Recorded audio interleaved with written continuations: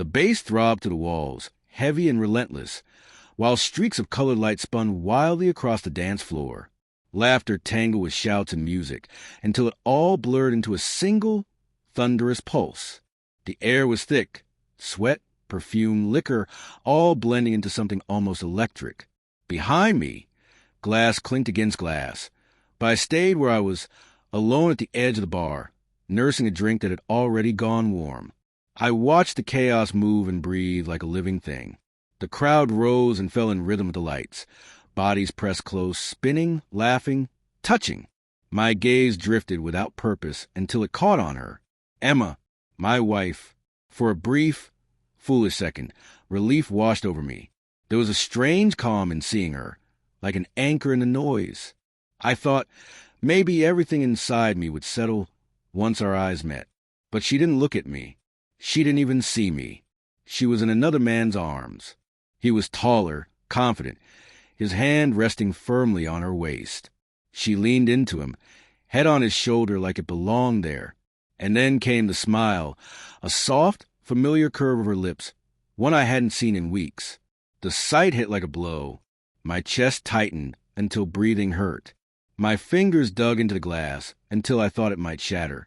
The heat in my veins burned with anger, but beneath it was something colder, sharper than rage. Hurt. We had walked into this party together. Her hand had been looped through my arm. Now, less than an hour later, she stood there, in someone else's hold, as if I no longer existed. My mind spun. Was it a careless moment? Just a drunken dance? Or had this been building quietly all along? An affair that had been waiting for its moment to show itself? Each possibility burned worse than the last. If I stayed another second, I'd lose control. I didn't want to give her, or anyone in that room, the satisfaction of watching me break. I set the glass down, the faint clink lost in the pounding music, and walked away. Each step fell heavy, dragging the weight of our marriage behind me. The sound of the party chased me until the door closed, and suddenly there was silence. Outside, the night hit me like a slap. Cold air sliced across my face. The street was nearly empty, washed in yellow from the streetlights. My breath rose in clouds as I walked toward the car. The fury still coiled tight inside me. Memories flooded in, her laughter, the warmth of her body pressed against mine under the covers, the whispered promises we once believed would last forever. Where had it all gone wrong? Had I missed the signs? Had I grown too certain that love alone could hold us together?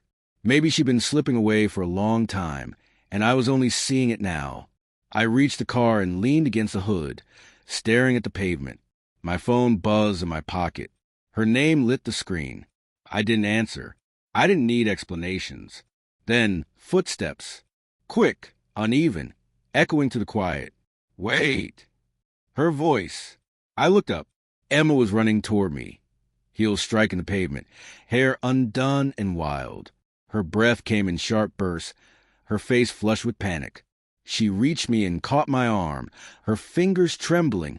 "Please don't go," she whispered. "It's not what you think."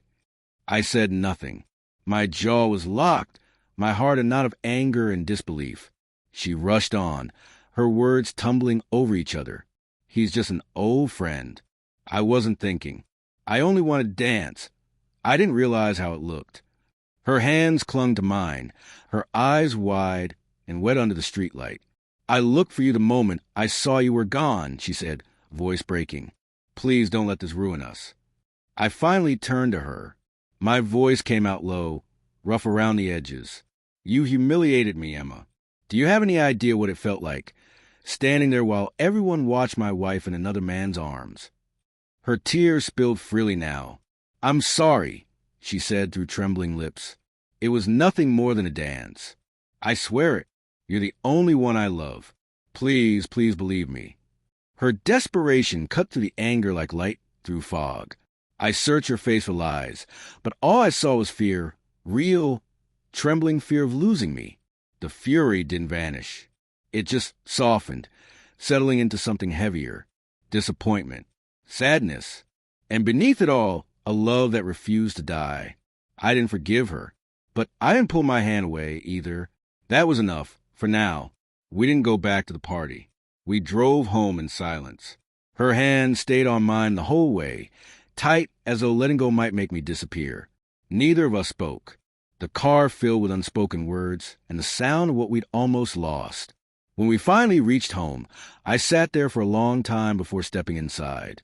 I didn't know what tomorrow would bring, or if the cracks between us could ever be repaired.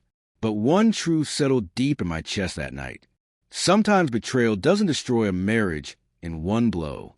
Sometimes it just forces you to see what you've been pretending not to. Whether we survived or fell apart, only time would tell. But I knew one thing for certain. She would carry the memory of that night forever. The night she almost lost me.